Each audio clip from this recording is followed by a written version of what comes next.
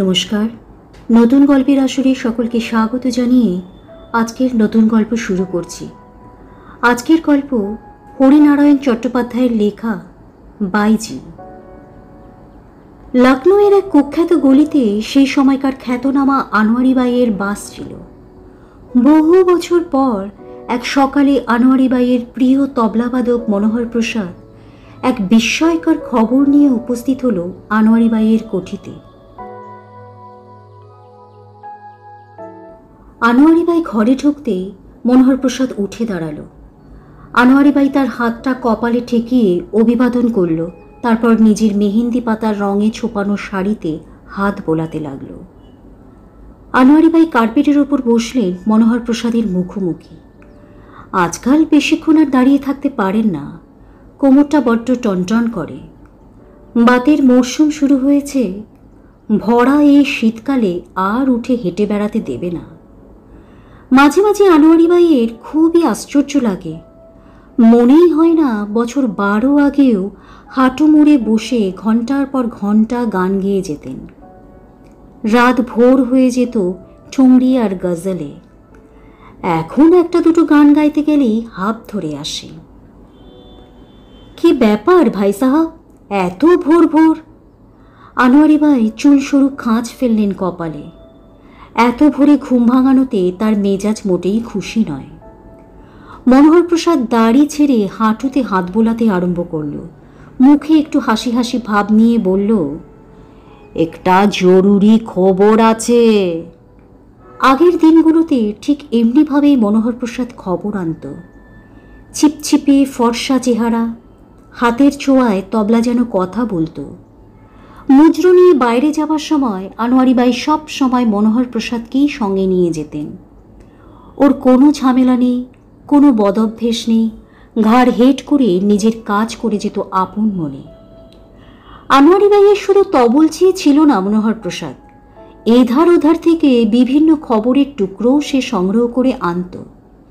যেমন একদিন খবর এনে আনোয়ারি বাইকে বলল, আজ রাতে মির্জা হোসেন আসবেন গান শুনতে।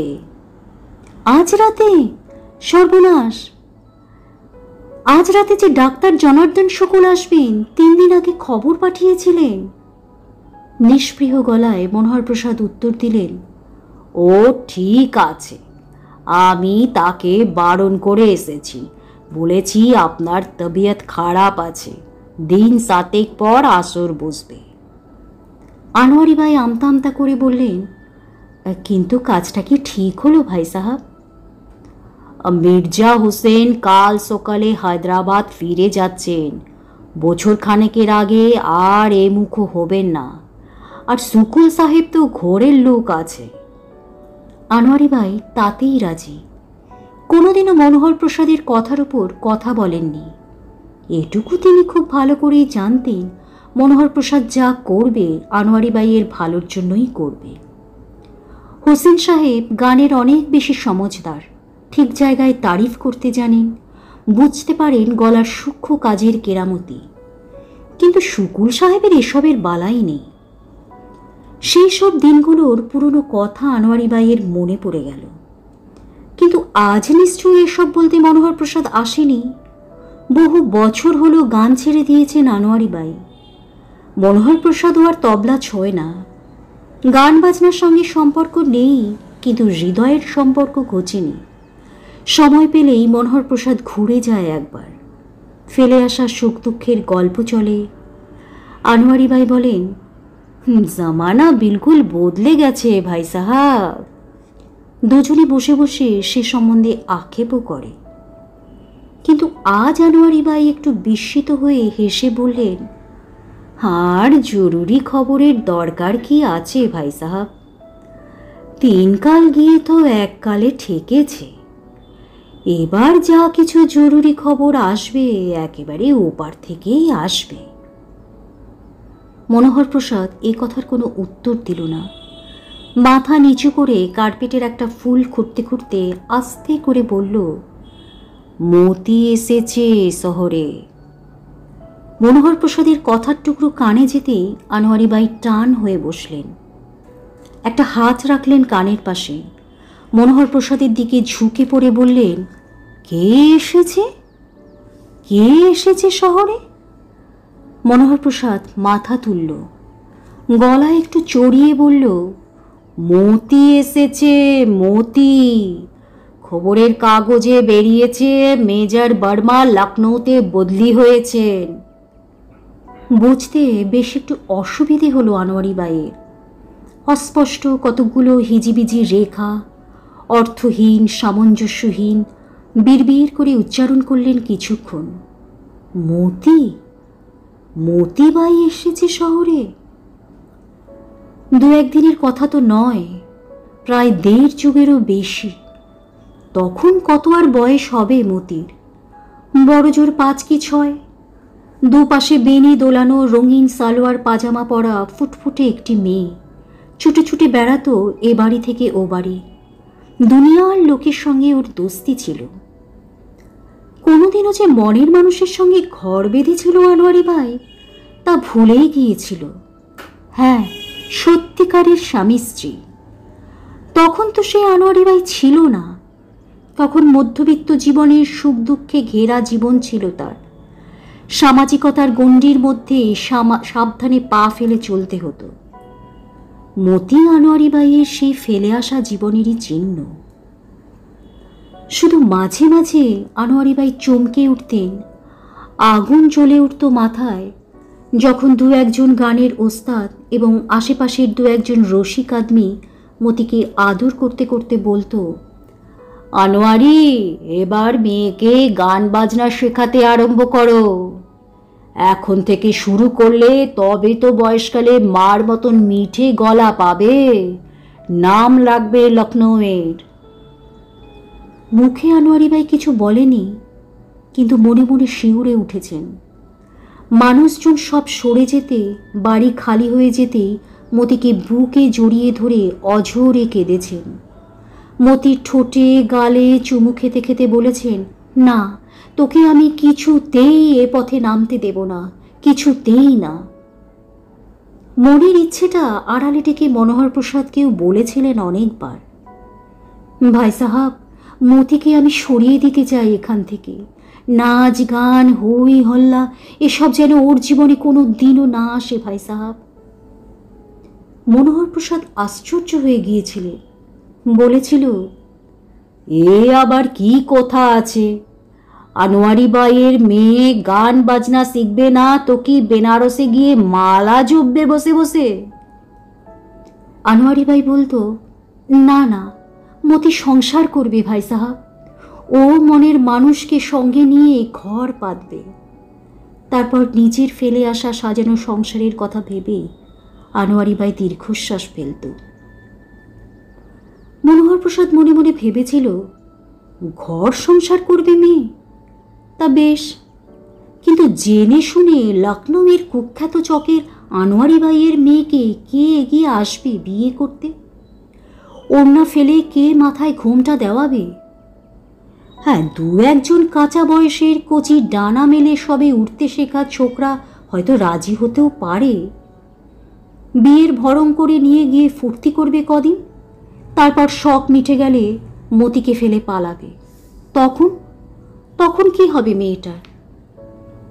কাজটা যে সোজা নয় তা আনোয়ারি বাই ভালোই জানেন।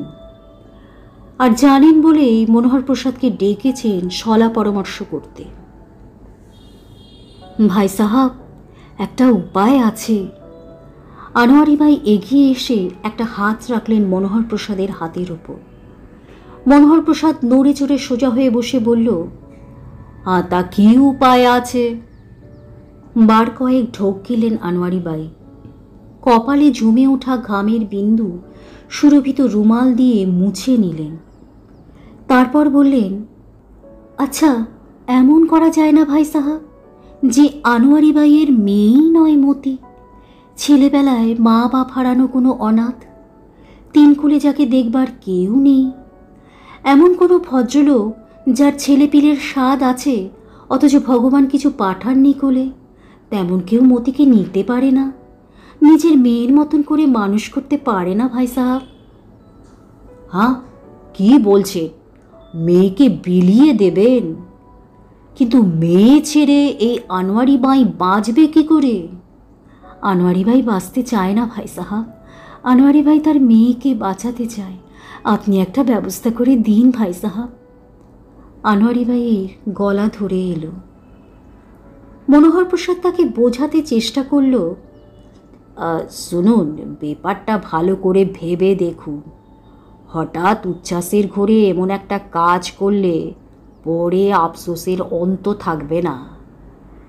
শেষ জীবনে যখন দেহ জরাগ্রস্ত হবে, হাজার চেষ্টাতেও গলায় মিঠে সুর ফুটবে না, তখন তো এই মেয়েকে আশ্রয় করেই বাঁচতে হবে, এরই রোজগারে দিন কাটাতে হবে। তখন কি আর অন্য কোনো অবলম্বন থাকবে? আনোয়ারি ভাই একটু করুণ হেসে মনোহর প্রসাদের দিকে চেয়ে বললেন, অবলম্বন? শেষ জীবনে মেয়ের চেয়েও আরও বড় কিছু অবলম্বনের খোঁজ করব ভাই সাহাব। সারাটা জীবন তো নিজেকে নিয়েই ছিনিমিনি খেললাম। না হয় তখন ওপরওয়ালার কথাই ভাবব, তার হাতেই ছেড়ে দেব নিজেকে। এর ওপর আর কথা বলা চলে না। তবু মনোহর প্রসাদ একবার শেষ চেষ্টা করল, কিন্তু মতি থাকতে পারবে আপনাকে ছেড়ে?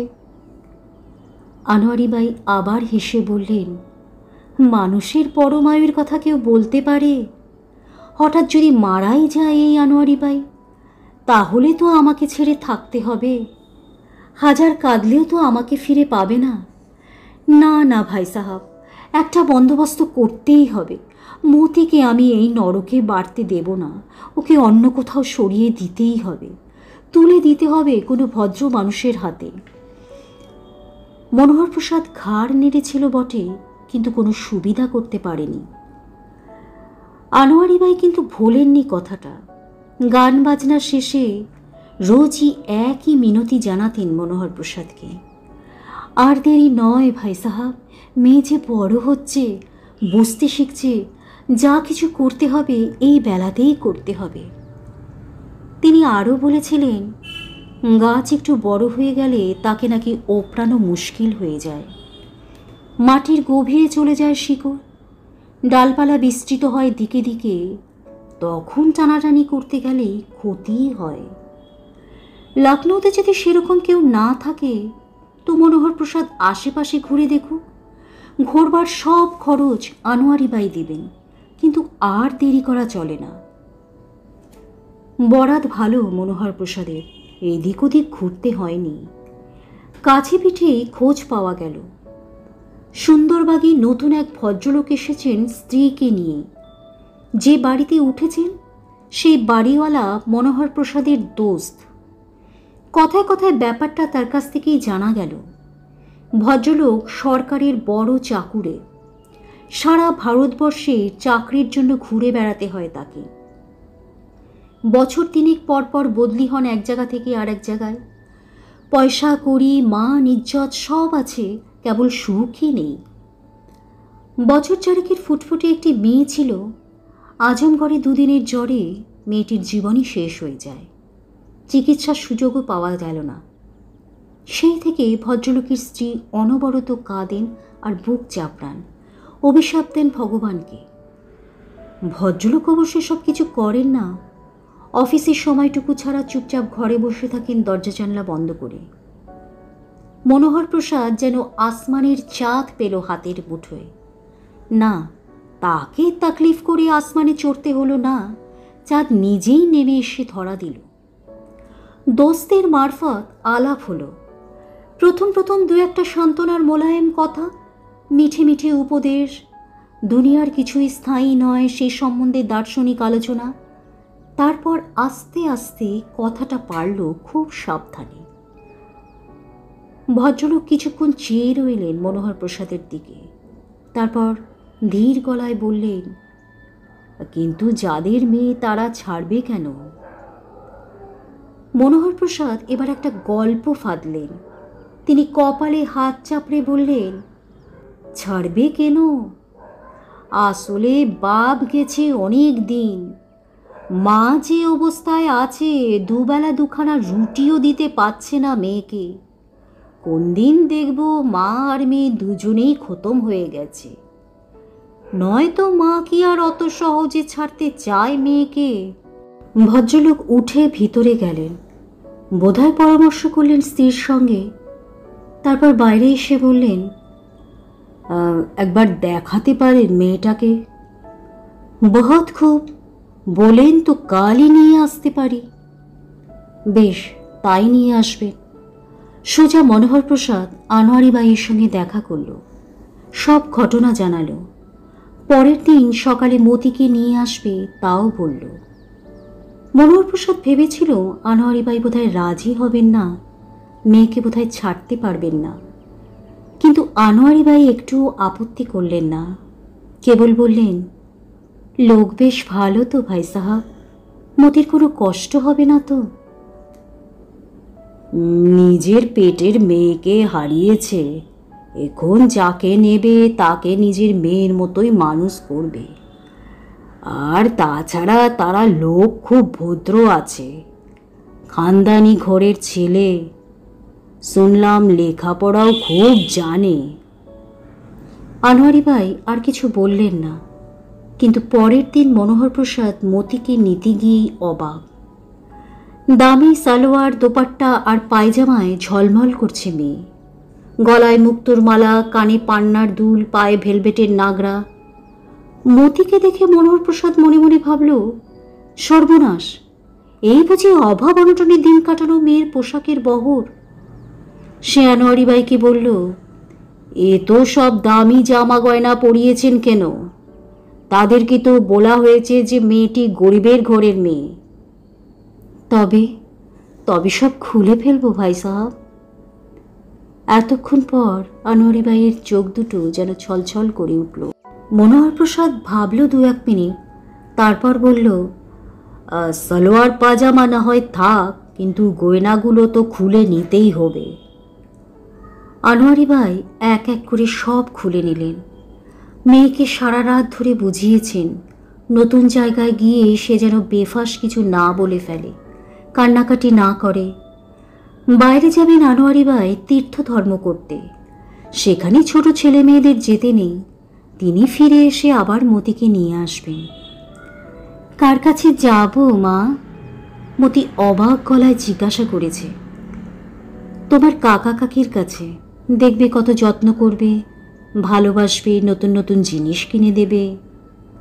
মতি আর কথা বলেনি। এখানে মায়ের সঙ্গে তার সম্পর্ক কম। মাঝে মাঝে আনোয়ারি বাই শহরে যান মজরু নিয়ে, কানপুর, বরেলি, ফয়জাবাদ। সে সময় মতি থাকে বুড়ি ঝির কাছে। আর এখানে থাকলেও আনোয়ারি বাই ধারে কাছে ঘেঁষতে দেন না মেয়েকে। গান বাজনার আসরে এসে কাজ নেই, সারেঙ্গির সুর আর তবলার বলে শুধু সুরই নয়, বিষও আছে। একবার নেশা ধরলে আর রক্ষে নেই। মতিকে নিয়ে যাওয়ার সময় ধারে কাছে আনোয়ারি বাইকে দেখা গেল না। এদিক ওদিক চেয়েও মনোহর প্রসাদ তার খোঁজ পেলেন না। ভদ্রলোকের নাম ব্রজবিলাস সাক্সেনা, আদি নিবাস মুজফ্ফরপুর। বিলেতে ছিলেন বছর 4। ওনার স্ত্রী পর্দানসীন নন, কেবল হঠাৎই মেয়ে চলে যাওয়ার শোক পেয়ে বাইরে বেরোনো বন্ধ করেছেন। তবে মতিকে দেখে ব্রজবিলাসবাবুর স্ত্রীও পর্দা ঠেলে সদরে চলে এলেন। 2 হাতে মতিকে বুকের মধ্যে জাপটে ধরে ভেঙে পড়লেন কান্নায়। ব্রজবিলাসবাবু কাঁদলেন না বটে, কিন্তু তার মুখে চোখের ভাব দেখে মনে হলো মেয়ের শোকটা আবার নতুন করে দেখা দিল। মতিকে তারা ছাড়লেন না। কথা হলো মনোহর প্রসাদ বিকেলে এসে মতিকে নিয়ে যাবে, আবার পরের দিন সকালে মতির জামা কাপড় বিছানাপত্র যা আছে সব শুদ্ধ নিয়ে আসবে, সেই সঙ্গে মতিকেও। যাবার মুখে ব্রজবিলাসবাবু মনোহর প্রসাদের কাছে এসে দাঁড়ালেন, বললেন, একটা কথা ছিল। জি বলুন। কিছু টাকা আমি ওর মাকে দিতে চাই, আপনি যদি সঙ্গে করে নিয়ে যান। মনোহর প্রসাদ 2 হাত জোর করে বিনীত গলায় বলল, কসুর মাফ করবেন, টাকা নিতে ওর মা হয়তো রাজি হবেন না, তাহলে তো মেয়েকে বিক্রি করার সামিল হবে কি না? মেয়েকে মানুষ করে তুলুন আপনারা, তাতেই উনি খুব খুশি হবেন। তারপর থেকে মেয়ের সঙ্গে আর আনোয়ারি বাইয়ের দেখা হয়নি বটে, তবে খোঁজ খবর পেয়েছেন মনোহর প্রসাদের মারফত। বছর তিনেক পরেই ব্রজবিলাস বদলি হলেন মিরাট, সেখান থেকে দেরাদুন, তারপর আগ্রা। সব জায়গা থেকে চিঠিপত্রে যোগাযোগ রেখেছিলেন মনোহর প্রসাদের সঙ্গে। চিঠিতে বেশিরভাগই লেখা থাকত মতির কথা। মতির মা যে বাইজি ছিলেন সে কথা মতির কাছ থেকে তারা সংগ্রহ করেছেন, কিন্তু তাতে তাদের কোনো আক্ষেপ নেই। পেছন দিকে চাইতে তারা আর রাজি নন। পুনর্জন্ম হয়েছে মতির। এখন মতি আর আনোয়ারি বাইয়ের মেয়ে নয়, এখন সে মতি কুমারী সাক্সেনা, ব্রজবিলাস সাক্সেনা সিনিয়র আর্মি অফিসারের একমাত্র মেয়ে। তারপর বছর কয়েক কোনো খবর নেই। পুরনো ঠিকানায় চিঠি দিলেও মনোহর প্রসাদ কোনো উত্তর পায়নি। হঠাৎ একদিন চিঠি এলো মুজফ্ফরপুর থেকে। লিখেছেন মায়াবতী সাক্সেনা, ব্রজবিলাসের বিধবা স্ত্রী। চিঠির বিষয়বস্তু ছিল এমন যে সামনের মাসে মতির বিয়ে আর্মি অফিসার মোহনচাঁদ বর্মার সঙ্গে। তার স্বামী ব্রজবিলাস সাক্সেনা হঠাৎই মারা গিয়েছেন অফিসের টেবিলে হার্টফেল করে। মতির বিয়েতে মনোহর প্রসাদ অনুগ্রহ করে যদি পায়ের ধুলো দেন তো সবাই কৃতার্থ বোধ করবে। মনোহর প্রসাদ যেতে পারেনি, কিন্তু সে আনোয়ারি বাইকে পড়িয়ে শুনিয়েছিল সেই চিঠি। তখন আনোয়ারি বাইয়ের অবস্থাও খুব একটা ভালো নয়। বয়সজনিত বিভিন্ন রোগে ধরেছে, লোকের আসা যাওয়াও অনেক কমে গেছে, প্রায়ই খালি পড়ে থাকে জলসাঘর। বাড়ি ভাড়াও কিছু কিছু বাকি পড়েছে। ভাবছেন এখান থেকে সরে গিয়ে কোথাও কোনো ছোট বাড়ি ভাড়া করে থাকবেন। সেদিন বাক্স হাতড়ে একটা মুক্তোর মালা বের করেছিলেন আনোয়ারি বাই। না, ঝুটো নয়, খাঁটি মুক্তোর মালা। বোম্বাইয়ের আমির মকবুল আলী আনোয়ারিকে উপহার দিয়েছিল। খুব বড় বড় জায়গায় যেতে আসতে আনোয়ারি বাই সেটি গলায় দিতেন। মতির বিয়েতে সেটাই পাঠিয়ে দিলেন। বিয়েতে মনোহর প্রসাদ যায়নি, কিন্তু দিন পাঁচেক পরে বিস্তারিত বিবরণ পড়েছিল খবরের কাগজের পাতায়। খুব ধুমধাম করে বিয়ে হয়েছে, 2000-এরও ওপর মাননীয় অতিথি ছিল, যাত্রীর সব অভ্যাগতদের লিস্ট। সেই খবরও মনোহর প্রসাদ আনোয়ারি বাইকে শুনিয়েছিল। আজকাল কি যে হয় আনোয়ারি বাইয়ের, বোধহয় বয়স হয়েছে বলেই একটুতেই জল জমা হয় চোখের কোণে, দুটো ঠোঁট থরথর করে কেঁপে ওঠে, আর ঠিক বুকের বাঁ পাশে অসহ্য যন্ত্রণা, নিঃশ্বাস নিতে কষ্ট হয় তার। আনোয়ারি বাই বিড়বিড় করে বললেন, একবার মতিকে বড় দেখতে ইচ্ছে করে ভাই সাহাব, দূর থেকে শুধু একটু দেখে আসা। মনোহর প্রসাদ এ কথার কোনো উত্তর দেয়নি। অবশ্য মায়াবতী সাক্সেনাকে চিঠিপত্র লিখে মতির সঙ্গে যোগাযোগ হয়তো করা যেত, কিন্তু মেয়ে সুখী হয়েছে, ভালো গড়ে ভালো বরে পড়েছে, এই তো যথেষ্ট। চোখে দেখতে যাওয়া মানেই তো মায়া বাড়ানো, আরও কষ্ট পাওয়া। মনোহর প্রসাদ লাঠিতে ভর দিয়ে আস্তে আস্তে উঠে গিয়েছিল। তারপর কয়েক বছর আর কোনো খোঁজখবর নেই। কোনো চিঠিপত্রও দেননি মায়াবতী সাক্সেনা। মাঝে মাঝে দেখা হলে আনোয়ারি বাই বলেছেন, আর কটা দিনই বা বাঁচব, যাওয়ার আগে বড্ড দেখতে ইচ্ছে করে মতিকে। মনোহর প্রসাদ আমল দেয়নি। বলা যায় না, মেয়ে মানুষের মন। এমনিতেই আনোয়ারি বাই খুবই শক্ত, বাইরে কাঠিন্যের দুর্ভেদ্য আবরণ, কিন্তু চোখের সামনে নিজের মেয়েকে দেখতে পেলে হয়তো কেঁদেই ফেলবেন। অযথা একটা গোলমালের সৃষ্টি হবে। আর্মি অফিসার মোহনচাঁদ বিরক্ত হবেন। এ নিয়ে স্বামী স্ত্রীর মধ্যে মনোমালিন্য হওয়াও বিচিত্র নয়। কিন্তু আজ হঠাৎ সকালে খবরের কাগজ উল্টাতে উল্টাতে মনোহর প্রসাদের চোখে পড়ে গেল খবরটা। বারবার করে পড়ল খবরটা। তারপরই খবরটা নিয়ে আনোয়ারি বাইয়ের কাছে এলো। মেজর মোহনচাঁদ বর্মা জলন্ধর থেকে বদলি হয়েছেন লখনৌয়ে। সামনের সোমবার নতুন জায়গায় কার্যভার গ্রহণ করবেন। আনোয়ারি বাই এগিয়ে এসে একবার মনোহর প্রসাদের দুটো হাত জড়িয়ে ধরলেন। আমি মতিকে দেখব ভাই সাহাব, চুপচাপ দেখে চলে আসব।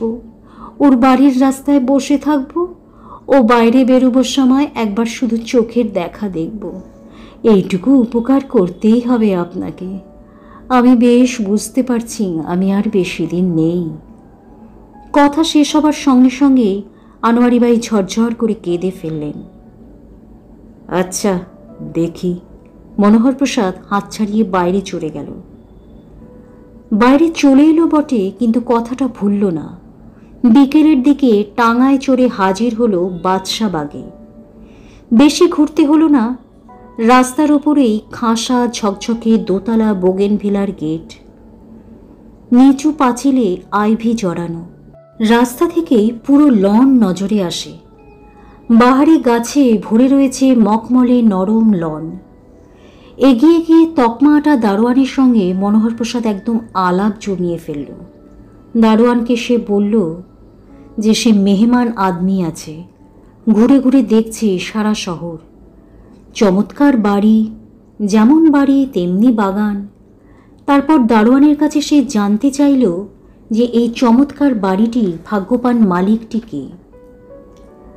দারোয়ানের ভাগ্যে এমন শ্রোতা সচরাচর জোটে না, তাই তো সে টুলে বসে আয়েশ করে আস্তে আস্তে সব বলতে শুরু করল। সে যা বলল তার সারমর্ম হলো এই যে বোগেনভিলার মালিক হলো আডবাণী সাহেব, তবে এখন ভাড়া নিয়েছেন মেজর বর্মা। নতুন এসেছেন এখানে। সামনের রবিবার খানাপিনা আছে এখানে। শহরের জাজরেল সব লোকেদের আমন্ত্রণ আছে। এখানকার সমাজের সঙ্গে পরিচিত হতে চান মেজর বর্মা। মনোহর প্রসাদ কল্পিত বিস্ময়ে চোখ কপালে তুলে বলল, ও খানাপিনা হবে? তা কোথায় হবে? হোটেলে? দারোয়ান বিজ্ঞের মতন ঘাড় নেড়ে বলল, না না, হোটেলে কেন? সাহেব এই লনেই বন্দোবস্ত করতে বলেছেন। বাইরের লনই তো ভালো। হ্যাঁ হ্যাঁ, তা তো ঠিকই। সঙ্গে সঙ্গে সায় দিল মনোহর প্রসাদ। তারপর একটু থেমে বলল, তা বিবিজি বাড়িতে নেই নাকি সাহেব একাই আছেন? হ্যাঁ, বিবিজি আছেন বই কি, জিনিস কিনতে হজরতগঞ্জ গেছেন। বিবিজি তো সব, তিনি ঘোরান আর সাহেব ঘোরেন। দারোয়ানের গলা পরিহাস তরল। মনোহর প্রসাদ আর কথা বাড়াল না, ধন্যবাদ জানিয়ে টাঙ্গায় এসে উঠল। তাহলে ওই কথাই ঠিক হলো। সন্ধ্যার ঝোঁকে মনোহর প্রসাদ টাঙ্গা নিয়ে আসবে, আনোয়ারি বাই সঙ্গে যাবেন। নিচু পাঁচিল, রাস্তা থেকে দেখার কোনো অসুবিধে নেই। আর তেমন হলে বেড়ার কাজ ঘেঁষে দাঁড়ালেই চলবে। দারোয়ানের সঙ্গে আলাপ হয়েছে, ভিতরে ঢুকতে না দিতেও পারে, কিন্তু বেড়ার বাইরে দাঁড়ালে আপত্তি করবে না। খানাপিনার ব্যাপার যখন লনে, তখন আলোর বন্দোবস্ত নিশ্চয়ই থাকবে। আনোয়ারি বাইয়ের দেখতে কোনো অসুবিধা হবে না। ঠিক চিনতে পারবেন আত্মজাকে। চোখ ভরেই শুধু নয়, মন ভরেও দেখতে পাবেন। টাঙ্গায় উঠেই আনোয়ারি বাই অস্বস্তি বোধ করলেন। বুকের বাঁ দিকে তীব্র ব্যথা, টনটন করে উঠল চোখের দুটো পাতা। কি হলো, কষ্ট হচ্ছে? মনোহর প্রসাদ আনোয়ারি বাইয়ের দিকে ঝুঁকে পড়ল। না না না, আমার কোনো কষ্ট হচ্ছে না। বুকের ভিতর অসহ্য দাবাদাবি। এত বছর পরে মেয়েকে দেখতে পাবেন, যে মেয়েকে দুহাত দিয়ে সরিয়ে দিয়েছেন পঙ্কিল পরিবেশ থেকে, বাইজির ঘৃণ্য জীবন থেকে উন্নীত করেছেন গৃহস্থ বধূর পর্যায়ে। তাই বুঝি হৃদয় অধৈর্য হয়ে পড়েছে, অপেক্ষা করতে মন চাইছে না। টাঙ্গা যখন গিয়ে পৌঁছল, তখন অতিথি অভ্যাগতেরা সবাই এসে গিয়েছেন। ঝাড়বাতির নিচে ঝলমলে রঙিন পোশাকের সার। এত দূর থেকেও প্রসাধনের উগ্র গন্ধ পাওয়া গেল। কিছু কিছু লোককে মনোহর প্রসাদ চিনতেও পারল। শহরের সব সম্ভ্রান্ত পরিবার, আমিনাবাদের রিটায়ার্ড জজ কেশরী শুকুল থেকে শুরু করে নবাবের বংশধর আমিন উদ্দিন, সেরা ব্যবসায়ী মিস্টার মোদির পাশাপাশি ব্যাংকের জেনারেল ম্যানেজার হেনরি উড, তাদের সঙ্গে রয়েছেন আত্মীয়া আর বান্ধবীর দল। মাঝখানে মেজর বার্মাকে দেখা গেল উনি ঘুরে ঘুরে তদারক করছেন আর মাঝে মাঝে চোখ ফেরাচ্ছেন বাড়ির দিকে স্থির আসার প্রত্যাশায়। দারোয়ানি বলল, মেম সাহেব এখনো নামেননি, বোধহয় সাজগোজ করছেন। আনোয়ারি ভাই এক দৃষ্টে চেয়ে রইলেন বারান্দার দিকে। ওইখান দিয়েই তো মতি আসবে। আনোয়ারি ভাইয়ের আত্মজা, তারই রক্ত মাংসে গড়ে তোলা স্বতন্ত্র সত্তা। আলোড়ন উঠল অতিথিদের মধ্যে। সবাই দাঁড়িয়ে উঠলেন। মেজর বার্মা এগিয়ে এলেন দু এক পা। পাতলা ফিনফিনে ব্লাউজ, কোটি উদ্ঘাটিনী, হালকা সবুজ রঙের আরও পাতলা শাড়ি, অন্তর্বাস দিনের মতন স্পষ্ট, আঁকা ভ্রু, ঠোঁটে কৃত্রিম লালিমা, দুগালে রুজের রক্তিম আমেজ, সুরমা টানা দুটি চোখকে আয়ত করবার দুর্লভ প্রচেষ্টা, চূড়ো বাঁধা কটা চুলের রাশ।